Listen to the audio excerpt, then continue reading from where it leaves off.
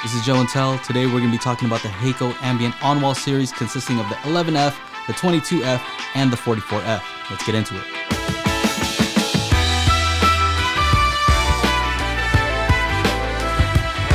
So first of all, thank you to the show sponsor, Audio Advice. They did send these out free for me to review, and they are great to work with. I'll leave a link down in the description if you're interested in buying these. So previously I've reviewed the HECO Aurora speaker and I was pretty impressed with those. I'm still using floor standers in my living room just because I was so impressed. I said, you know what, I think I want to keep these. Some of the things that they have in common with these Ambient series is they still have that fluxus tweeter that seemed to help with the dispersion characteristics. It has this kind of wavy pattern to it, and they're still using a craft paper cone, which I like. It's a lightweight material and it's still rigid. These are on-wall speakers, which means that they are narrower from front to back, and also they have less cabinet volume, and we'll talk about the implications of that in a second.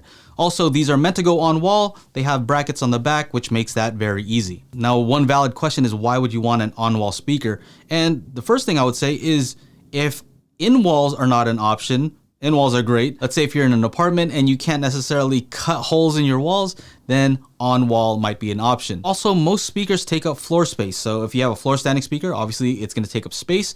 If you have a bookshelf speaker, it may not, but a lot of times people put those on stands anyway, and so that's also gonna take up floor space. These are on wall, so you don't have to worry about that. If you have a surround sound system and you wanna place some on the sides of you as surround, maybe behind you, or in the case if you have an Atmos or Oro system, you may need some height speakers, and these might be a good solution because they're smaller and they don't stick out as far. And I think most likely the person who's gonna be interested in something like this is someone who prioritizes aesthetics over sound. And I know that sounds crazy because for audiophiles, sound is typically the top priority. There are many people out there that don't want to sacrifice aesthetics for that sound quality. But as with anything in life, there are always compromises. What are the compromises when you go with on-wall speakers like this? The first is that because they have a limited internal volume, because they're narrower, that means that they're likely to have less bass, and that is the case with these. They have limited bass. If you're using these with a subwoofer, that's not so much of an issue. Another thing with acoustics is the sound coming from the woofer and the tweeter. It doesn't only go forward, it also wraps around the speaker and goes behind it. Now, typically, that's not as much of an issue, except with on-wall speakers, it wraps around and then comes back and cancels out some of the waves that come forward. Now, that occurs on the baffle where the speaker is mounted, but also there's a different occurrence when it goes around the side and hits the back wall. That's another frequency. As you'll see in the measurements, there will be a dip around 400 to 500 hertz, and that just kind of goes with the territory. If you're getting on-wall speakers, it's something that you kind of just have to expect. The other thing that you have to be careful of is something like the 44F can work vertically and horizontally. What I found in my previous videos is that it doesn't sound the same when it's placed horizontally, especially when you go off axis. So just keep that in mind. Let's talk about the three models that I have here. I'll leave a link in the description to see these products if you want to see more details about the sensitivity and specific dimensions. So regarding looks, the ones that were sent to me come in a white finish. They also have a dark finish if that's what you prefer. A lot of people have their walls painted white, so I assume that they're gonna sell a lot of those, but if you do have dark walls, you may prefer the other ones. They also come with three grills, black, light gray, and a heather gray. The heather gray being my personal favorite. I love that look. Now, one thing I'm noticing is this is not an exact match between these two in color. I don't know if it's because I've had this for a while, but maybe something to take note of. Slightly different color gray. First off, starting with the smallest one, the 11F, they come in pairs and they are $459 a pair as of right now. The 11Fs are sealed and they have a 4-inch woofer and a 1-inch tweeter. Because of the size, these actually may work as a center channel because they're only 11.81 inches tall. So measure and see if this will work in your particular scenario. In my case, I'm using it with an ultra short throw projector and I need it to fit under the screen.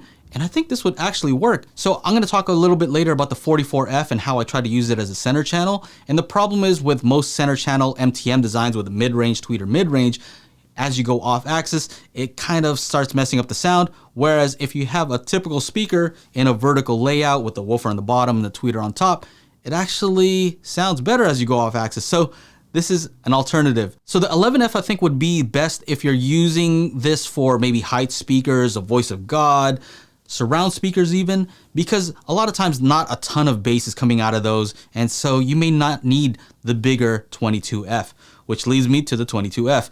Now these are $299 each, so a little bit more expensive, and these are ported. Now both the 22F and the larger 44F have 5-inch woofers, both using a 1-inch fluctus tweeter and the 5-inch craft paper cone. Now these are ported, but what I've noticed is that these ports seem to be plugged.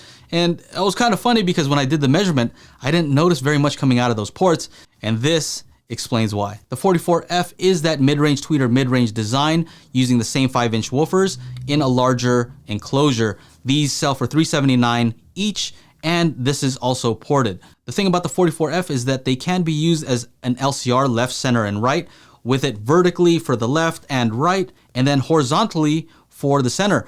Again, I'll link to my other video where I did some measurements comparing having it vertical versus horizontal, and it seemed that vertical is still optimal. So if you have an acoustic transparent screen, you may want to just get 3 of these, but have them all vertically instead of having one underneath. Now quickly comparing the frequency response on these, as you can tell, they don't have a ton of bass output, and they are a little bit bright. The 11F is even brighter, but it is flat 45 degrees off axis. I wanted to see how EQable these are, and so I did that. I applied some EQ just to kind of compare the difference in sound between non-EQ'd versus EQ'd. Because most AVRs have some kind of room correction, I think a lot of these companies assume that you're going to be using that, and so perhaps maybe that's why they kind of voice these a little bit brighter, give it a little more sensitivity, because they're kind of expecting you to change that up anyway. I don't know, that's just a theory. It might not be the case. So here it is before EQ.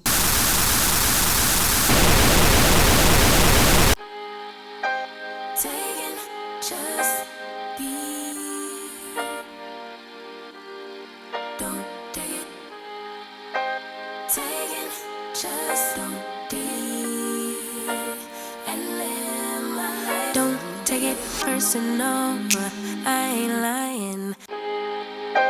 Taking just be. Don't take it. Taking just don't be. And live my life. Don't take it personal, I ain't lying. To me, sounded a little bright compared to the original. And then this is after EQ, much smoother in my opinion. That is a good thing to know about these, is that they do take well to EQ. I tested the volume on these, and even playing them full range, I was able to play them pretty loud. Now, most of the time you're gonna cut these off around 80, 90 Hertz, which is where the F3 is on these speakers. And yeah, I assume that you'll be able to play these more than loud enough if you're using them with a sub. So overall, regarding the sound, I would say that you can't expect too much bass out of them. They do have smaller cabinet volumes. So the one thing that you will look for is how the off-axis response is. And again, I said that on wall, there are some compromises with regards to off-axis performance, especially with the horizontally placed 44F. Now with the other ones, I think that it's a good enough compromise for many people, just for the looks, to have these on the wall with a nice sub. I think you'll have some pretty good sound. The Fluctus tweeter, in my opinion, does a good job of kind of giving you a wider soundstage. And so I like that. They are a little bit bright, but again, with EQ, you can kind of tame those highs and get it sounding pretty good. So it's not the most expensive system. And for somebody who's looking for something that's definitely aesthetically pleasing, but can't put holes in their wall, this is something that you might want to take a look at. Now, if sound quality is your top priority, then I would say you may want to look at the Aurora series, because they're typical bookshelf and floor standing speakers, and they do have more bass output, almost to the point where if you have the floor standards, you may not need a sub if you're listening to music that doesn't have a ton of deep bass extension. I mean, the Aurora still look pretty awesome, and I don't mind having them. That's what I use in my living room.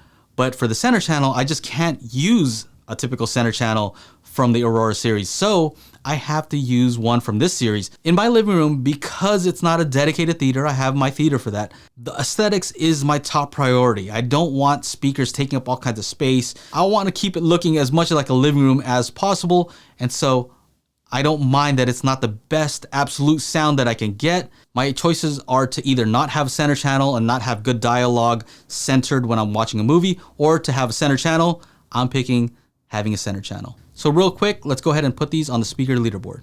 All right, so here we are at the speaker leaderboard. And first thing I want to say is this is a little bit unfair to the Ambient 11F because these are based on how the speakers do by themselves, and I don't think that these are designed at all to be used without a subwoofer, whereas many of these are kind of meant to be standalone speakers where they could be used without a subwoofer. So for me, bass is a big thing, and that's why they might not place as high, but that doesn't mean that they're not serving their own particular purpose. So for example, the 11F is 459 and it scores under the HomePod, but that's just because the HomePod has bass. It's meant to have bass. But with a subwoofer, I believe that this 11F would score much higher than it is right now. And the same goes for the 22F, which right now is 600 a pair, and the 44F, which comes out to 758 a pair. These would score much higher if I use them with a sub, but that's not how the speaker leaderboard goes. The most fair thing to do is to create a new category, which I've done here, on-wall speakers, as I've done with in-ceiling and outdoor speakers. So this way, based on their own merits, these are the first three that I've reviewed. So the 44F is on top because it has the most bass, followed by the 22F, and the 11F because it has the least amount of bass. All right, so there you have it. I hope you enjoyed the video. If you did, make sure to like, subscribe, ring the bell to be notified when I upload new videos. That's it. Take care. Bye-bye.